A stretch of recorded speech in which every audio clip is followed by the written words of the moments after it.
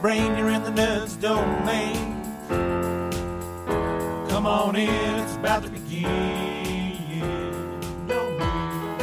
Hi, I'm Matt, and welcome to the Nerds That Make Podcast. This week we're here live at GenCon, so forgive a little bit of our audio quality. I'm here with Rob Dougherty with, I'm sorry, I forgot the name of your company again. White Wizard Games. White Wizard Games, and we just played Star Realm. Star Realm is a deck building game, and I'm going to let Rob tell you about it. So Rob, what can you tell us about Star Realm? So Star Realms is a deck building game. It's a spaceship combat deck building game. Now, when I say combat, I mean that you are attacking your opponent or their bases directly on your turn. So you have two types of cards in your starting deck. You have Scouts, which give you trade, and trade's used to buy cards, as you'd expect in a deck building game.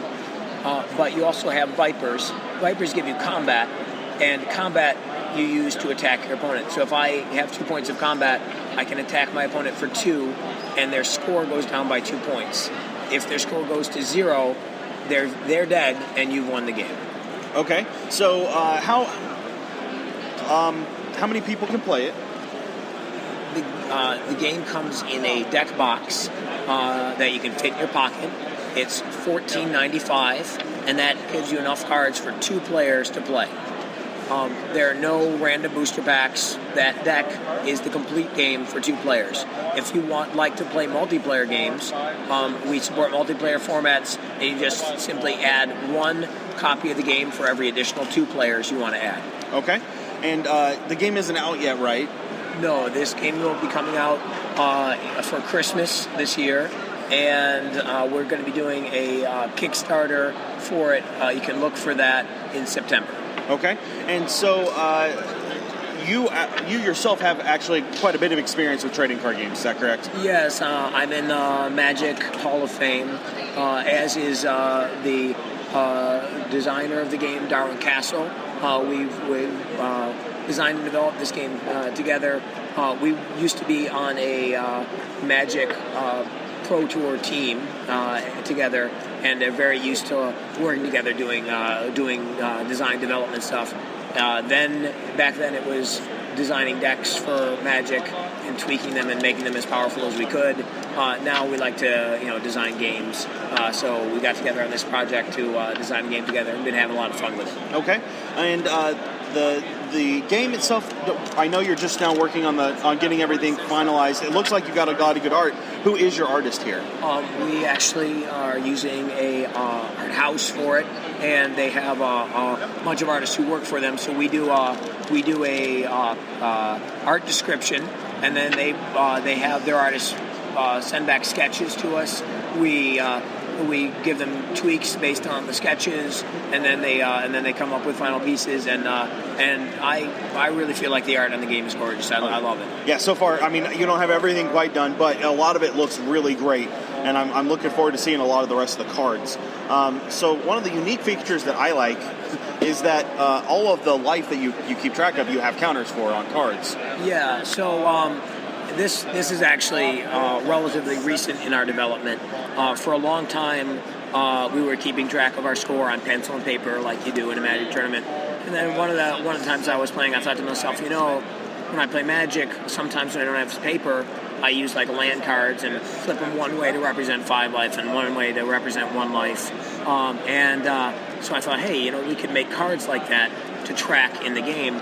And we tried it out, and we never used the paper again. It was just really convenient, and it makes the game fully playable out of the box. So you've got, the game comes with scorecards, which have there's 10 20s, and there's 5 1s, 5 on one side, 1 on the other, and you can use those to keep track of your score. And it's just a really convenient way, and they're attractive as well. Okay, and so. What does the future for this game look like? I know you're looking at Kickstarter. Is there going to be possibility for expansions, more factions? Well, there's definitely going to be expansions. So it'll be much like Magic or the trading card games come out with sets every year that are cross-compatible, but also play well on their own. We're going to be doing the same thing where we'll have, in the future, we'll come out with another $14.95 deck for the game, which you could mix and match with your other cards or play it separately.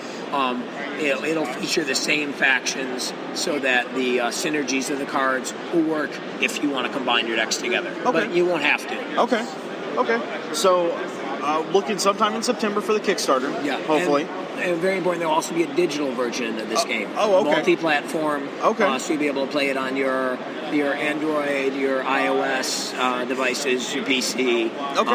And we're going to have online events as well, so you'll be able to play in tournaments online. Okay. So Kickstarter in September sometime. And then hopefully everything will be out, ready, produced by December. Is that what you're looking at? Yes, that is the plan. Okay. Do you have anything else you want to tell us about the card game or anything else you're doing that you'd like our listeners to know about? Well, I'm also involved with Stoneblade Entertainment, and we've got some fantastic games. Ascension is a deck building game that if you haven't tried out, you definitely should. Really fun. And there's the new game Soul Forge, which was designed by Justin Gary and teaming up with Richard Garfield, and that is free to play. Digital-only trading card game with some great effects. It's available right now, so you can search for that and download that and play for free, and it's super fun. Okay. All right. Well, I think that'll do us tonight for Nerds Domain. Check out our website. Click on the Amazon link. You guys know what to do. So we will talk to you guys real soon.